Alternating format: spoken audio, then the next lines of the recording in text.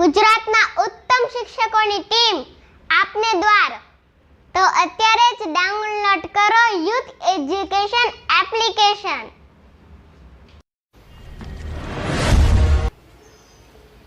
નમસ્કાર વિદ્યાર્થી મિત્રો, હું ડીએ પંપાણિયા સમાજશાસ્ત્ર ધોરણ 11ના પ્રકરણ નંબર 7ની અંદર ફરી આપનું એકવાર હાર્દિક સ્વાગત છે.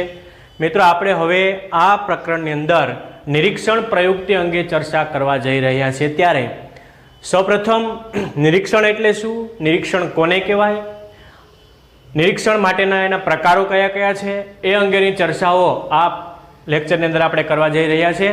તો પહેલાં આપણે જોઈએ કે આપણી આંખો સવારે ઉઠીએ ત્યાંથી રાત્રે આપણે સૂઈએ ત્યાં સુધી અલગ અલગ પ્રકારનું નિરીક્ષણ એ કરતી હોય છે આપણી આસપાસની. પરંતુ એમાંથી મિત્રો સંશોધક કોણ હોય કે જે વિશિષ્ટ પ્રકારનું જ્ઞાન ધરાવતા હોય છે? ગેલિલિયોની વાત હોય, ન્યૂટનની વાત હોય, એલેક્ઝાન્ડર ગ્રેહામ બેલની વાત હોય, થોમસ આલ્વા એડિસનની વાત હોય, તો જ્યારે ન્યૂટને એ ગુરુત્વાકર્ષણનો નિયમ જ્યારે બહાર પાડ્યો ત્યારે એક એની હિસ્ટ્રી છે, તમે વાંચી હશે, સાંભળ્યું હશે કે એપલ એટલે કે સફરજન, જે એક વૃક્ષ ઉપરથી સફરજન નીચે પડે છે અને એને આધારે આ ખ્યાલ આવે છે. તો શું એ પહેલું જ સફરજન એ વૃક્ષ ઉપરથી નીચે પડ્યું હશે? ના. આ પહેલાં કેટલી વાર એ સફરજન વૃક્ષ ઉપરથી નીચે પડ્યા હશે, પરંતુ ન્યૂટનની જે જોવાની દ્રષ્ટિ છે, એનું જે નિરીક્ષણ છે, એ નિરીક્ષણ એને એક પ્રશ્નાર્થ એના મગજની અંદર પેસી ગયો કે શા માટે આ સફરજન નીચે જ આવે છે, ઉપર કેમ ન ગયું? અને ત્યાંથી એ સંશોધન મિત્ર શરૂ થાય છે અને અંતે ગુરુત્વાકર્ષણનો નિયમ જે સાબિત કરે એનો અહેવાલ અને તારણો જ્યારે કાઢે છે ત્યારે એ સંશોધન પૂર્ણ થાય છે. આ થયું સંશોધન. સમાજશાસ્ત્રની અંદર પણ નિરીક્ષણ પ્રયુક્તિ એટલી જ મહત્વની છે. મારી આંખો, તમારી આંખો સવારે ઉઠેથી રાત્રે સૂવે ત્યાં સુધી ઘણું બધું નિરીક્ષણ આપણે કરીએ છીએ. આપણી આસપાસની અંદર બનતી કેટલી બધી ઘટનાઓ, પણ આપણે એમાંથી કેટલાક પ્રશ્નો જન્મે છે કે આવું શા માટે બને છે, કઈ પરિસ્થિતિ હશે એવી કે જે આ પ્રક્રિયા હાથ ધરાય છે કે પ્રક્રિયા થતી હશે. કેટલાક લોકો એ અંગે કંઈ વિચારતા નથી ને કેટલાક લોકો એની અંદર વિચારે છે અને એને આધારે સંશોધન હાથ ધરે છે અને એ જ વ્યક્તિઓ વૈજ્ઞાનિકો થયા છે. મિત્રો, તો સંશોધનનું આવું જ છે. નિરીક્ષણ પ્રયુક્તિ એટલે નરી આંખે જોયેલી કોઈ પણ ઘટનાઓ જે છે એને વ્યાખ્યા આપી છે પોલિંગ યંગે. એ વ્યાખ્યા તો જોશું, પરંતુ સામાન્ય શબ્દની અંદર હું તમને સમજાવું તો દરેક વ્યક્તિઓ એ કંઈક જોવે છે એની જ્ઞાનેન્દ્રિયો દ્વારા, અને એમાંથી જ્યારે સંશોધનનો પ્રશ્ન ઉદ્ભવે અને એ સંશોધન અંગે જ્યારે વિચારવાની શરૂઆત કરે છે અને એ પછીની પદ્ધતિઓ અપનાવે છે અને અંતે એ સંશોધનનો સિદ્ધાંત સ્થાપે છે અને તારણો કાઢે છે અને અહેવાલ આપે, ત્યારે એ વાસ્તવિક નિરીક્ષણ થયું કહેવાય. નહીંતર તો આપણે જોઈએ છે, હું જોઉં છું, તમે જોઉં છો, અન્ય વ્યક્તિ જોતા હોય, એક પ્રકારનું સામાન્ય નિરીક્ષણ કહેવામાં આવે છે. પરંતુ સમાજશાસ્ત્રમાં વિષયના સંદર્ભે જ્યારે જોવાની દ્રષ્ટિ હોય ને, દાખલા તરીકે હું તમને એક મુદ્દો સોંપું કે ચાલો ભાઈ, એક્સિડન્ટ જે થાય છે એ અંગે તમારે અભ્યાસ કરવાનો છે, તો તમે શું કરવાના? એક્સિડન્ટ તો ઘણા થતા હશે, પણ પછી તમારો આખો હેતુ એ જ થઈ જાય કે આપણે એક્સિડન્ટનું વર્ણન કરવાનું છે, એક્સિડન્ટ અંગે સંશોધન કરવાનું છે, શા માટે એક્સિડન્ટ બન્યું છે, કયા કારણોથી એક્સિડન્ટ થયું છે, એક્સિડન્ટ પછી એના શું પરિણામો આવ્યા છે, એ અંગે તો તમારું આખું ધ્યાન ત્યાં ડાયવર્ટ થશે. આ પહેલાં એક્સિડન્ટ અંગે તમે વિચાર્યું જ નહીં કે ચાલો ભાઈ એક્સિડન્ટ તો થાય છે, હું જોઉં છું, તમે જો, પણ જ્યારે એના વિશે જ્યારે સંશોધન કરવાનું આવે ને મિત્રો, ત્યારે એ સંશોધનની અંદર ખૂબ અગત્યનું સાબિત થાય છે. તો આપણે શરૂઆત કરીએ નિરીક્ષણ પ્રયુક્તિની. પહેલી વ્યાખ્યા આપી છે એની પોલિંગ યંગે. નિરીક્ષણ એ વસ્તુ, વ્યક્તિ કે પરિસ્થિતિ વિશે માહિતી મેળવવાની પ્રક્રિયા છે. વસ્તુ હોય, વ્યક્તિ હોય કે પરિસ્થિતિ. મેં નિરીક્ષણની વાત કરી કે વ્યક્તિ આમાં કોઈ હોય, વસ્તુ હોય, એક્સિડન્ટની વાત થઈ કે પરિસ્થિતિ છે, એના અંગેની જ્યારે માહિતી મેળવવાની પ્રક્રિયા કહેવામાં આવે છે.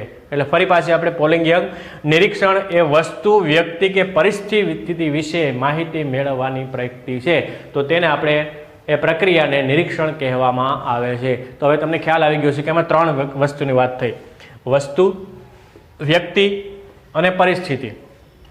કોઈ વસ્તુ જેમ સફરજન, જે ગુરુત્વાકર્ષણનો બળની અંદર જે સફરજન વૃક્ષ ઉપરથી નીચે પડ્યું અને ગુરુત્વાકર્ષણનો બળ, આ વસ્તુ થઈ. કોઈ વ્યક્તિ જ્યારે કોઈના વિશે પીએચડી થતા હોય, કોઈ આપણા ડૉક્ટર વિનોબા ભાવેની વાત હોય, મધર ટેરેસાની વાત હોય, રાજારામ મોહન રાયની વાત હોય, તો આ વ્યક્તિ થઈ કે એ વ્યક્તિ સમાજ સુધારા માટે શું કર્યું છે એને અંગે જ્યારે કોઈ સંશોધન, ડૉક્ટર એપીજે અબ્દુલ કલામ કે જ્યારે મિસાઇલ મેન એને કહેવામાં આવે છે, તો એ વ્યક્તિ અંગેના અભ્યાસ હાથ ધરવામાં આવતા હોય, અથવા કોઈ પરિસ્થિતિ આજુબાજુની અંદર નિર્માણ પામતું હોય તેનો અભ્યાસ કરવામાં આવતો હોય, નિરીક્ષણ પ્રયુક્તિથી કરવામાં આવે તો તેને આપણે નિરીક્ષણ પ્રયુક્તિ કહેવામાં આવે છે. આ પોલિંગ યંગે વાત કરી છે. હવે આપણે જોઈએ નિરીક્ષણના પ્રકાર. 2 પ્રકાર છે મુખ્ય. પહેલું છે સહભાગી નિરીક્ષણ, પીપલ્સ પાર્ટિસિપેન્ટ ઓબ્ઝર્વેશન. વ્યક્તિ જ્યારે કોઈ પ્રકારનું નિરીક્ષણ હાથ ધરે છે ત્યારે તેમાં સહભાગી થઈને, એટલે કે જૂથ જીવનની દૈનિક પ્રવૃત્તિની અંદર ઓતપ્રોત થઈને જ્યારે સંશોધન હાથ કરવામાં આવે છે તો ત્યારે તેને સહભાગી નિરીક્ષણ કહેવામાં આવે છે. માની લો કે તમે કોઈ એક સંશોધન હાથ ધરો છો અને એ સંશોધનની અંદર તમે પોતે સંશોધક તરીકે નહીં પણ ઉત્તરદાતા તરીકે તમને જો પરફેક્ટ માહિતી જોતી હોય તો એ જૂથ જીવનની પ્રવૃત્તિ સાથે તમારે ઓતપ્રોત થવું પડે. દાખલા તરીકે સીબીઆઈના અધિકારીઓ કે સીઆઈડી ક્રાઇમ બ્રાન્ચના અધિકારીઓ ગુનાહિત પ્રવૃત્તિને પકડવા માટે એ પીપલ્સ પાર્ટિસિપેન્ટ ઓબ્ઝર્વેશન કરે છે. પોતે ગુનેગાર બને, દાખલા તરીકે દારૂડિયાનો અભ્યાસ કરવો છે અથવા જેલના કેદીનો અભ્યાસ કરવો છે, તો જેલના કેદી બનવા માટે તમારે પણ જેલના કેદીઓ સાથે રહેવું પડે. જેલરને જાણ કરવી પડે કે હું આ સંશોધન, બાકી જેલના કેદીઓને એ ખ્યાલ ન આવવો જોઈએ કે હું આ સંશોધન કરી રહ્યો છું. તો એ સહભાગી નિરીક્ષણ જેલના કેદીઓના વર્તન વ્યવહારો અંગે તમારે અભ્યાસ કરવાનો. સમાજશાસ્ત્રની અંદર આવા ઘણા બધા અભ્યાસો થયા છે. કોલ ગર્લ એટલે કે વેશ્યા વ્યવસાયની અંદર કામ કરતી મહિલાઓનો અભ્યાસ કરવો છે તો એની અંદર તમે ડુપ્લિકેટ ગ્રાહક બનીને જવું પડે. દારૂડિયાનો અભ્યાસ કરવો હોય તો દારૂડિયા અંગે સહભાગી પાર્ટિસિપન્ટ અભ્યાસ કરવો પડે. પરંતુ આને એક મર્યાદા એ છે સહભાગી નિરીક્ષણ કે જો ઉત્તરદાતાને ખ્યાલ આવી જાય કે આપણું કોઈ નિરીક્ષણ કરી રહ્યા છે તો જે તારણો મળવા જોઈએ એ તારણો પરફેક્ટ મળતા નથી. તો સહભાગી નિરીક્ષણ સૌ પ્રથમ આ શબ્દ ક્યારે પ્રયોજાણો તો 1924ની અંદર લિન્ડમેન નામના વ્યક્તિએ સૌપ્રથમ સહભાગી નિરીક્ષણ શબ્દ 1924માં લિન્ડમેન નામના વ્યક્તિએ પોતાનું પુસ્તક સોશિયલ ડિસ્કવરી નામના પુસ્તકમાં શબ્દનો ઉલ્લેખ કરવામાં આવ્યો છે.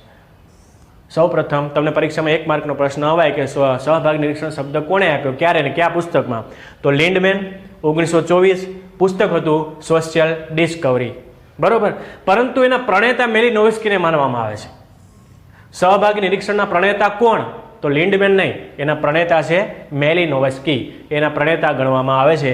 1924માં સોશિયલ ડિસ્કવરી નામના પુસ્તકમાં લિન્ડમેને સહભાગી નિરીક્ષણ શબ્દનો પ્રયોગ કર્યો. આ પ્રશ્ન નોટ કરજો. મેલિનોવ્સ્કી સહભાગી નિરીક્ષણના પ્રણેતા છે, આ પ્રશ્ન પણ નોટ કરવો. તો આટલી વાત થઈ સહભાગી નિરીક્ષણ. જૂથ જીવનની દૈનિક પ્રવૃત્તિમાં ઓતપ્રોત થઈને સંશોધક જ્યારે સંશોધન હાથ ધરે છે ત્યારે તેવી પરિસ્થિતિને સહભાગી નિરીક્ષણ કહેવામાં આવે છે. આ એક વાત. હવે આવે છે અસહભાગી નિરીક્ષણ. આની અંદર વ્યક્તિ જૂથ જીવનની પ્રવૃત્તિની અંદર નથી ભળતો પરંતુ બહાર રહીને એનું નિરીક્ષણ કરવામાં આવે તો ત્યારે તેવા સંશોધનને અસહભાગી નિરીક્ષણ કહેવામાં આવે છે. દાખલા તરીકે બાળકોનો અભ્યાસ કરવો છે તો એ બાળકોને એક રૂમની અંદર બંધ કરી દેવામાં આવે અને એ બારીના જે કાચ છે વન વિઝન હોય છે, એક સાઈડથી જોઈ શકાય, બીજી સાઈડથી જોઈ શકાતા નથી. એટલે બધા જ બાળકોને એનો અભ્યાસ કરવો છે તો એની અંદર ઘણા બધા રમકડાઓ, એ પુસ્તકો છે, ક્રિકેટના સાધનો છે, વોલીબોલના સાધનો છે, બુક્સ છે, કમ્પ્યુટર છે, મોબાઈલ છે, આવી અનેક બધા ઉપકરણો એ રૂમની અંદર નાખી દેવામાં આવે.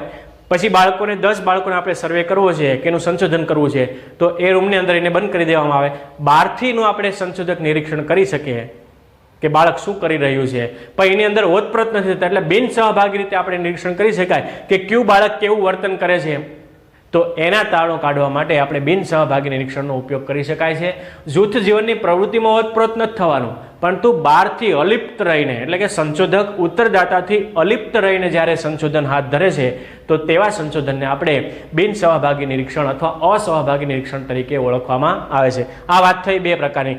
હવે આપણે એક નવો મુદ્દો મિત્રો શીખવાનો છે અને એ છે વ્યક્તિ તપાસ પદ્ધતિ. વ્યક્તિ તપાસ પદ્ધતિની અંદર કોઈ એક વ્યક્તિનો ઉલ્લેખ કરવામાં આવ્યો છે, કોઈ એક એકમનો ઉલ્લેખ કરવામાં આવે છે, કોઈ એક ભાગ કે કોઈ એક ક્ષેત્રનો અભ્યાસ જ્યારે હાથ ધરવામાં આવે તો ત્યારે તેવી પરિસ્થિતિને આપણે વ્યક્તિ તપાસ પદ્ધતિ કહેવામાં આવે છે અથવા એકમ તપાસ પદ્ધતિ પણ કહેવામાં આવે છે.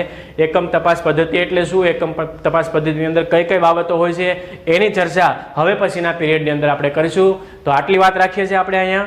આભાર, ધન્યવાદ.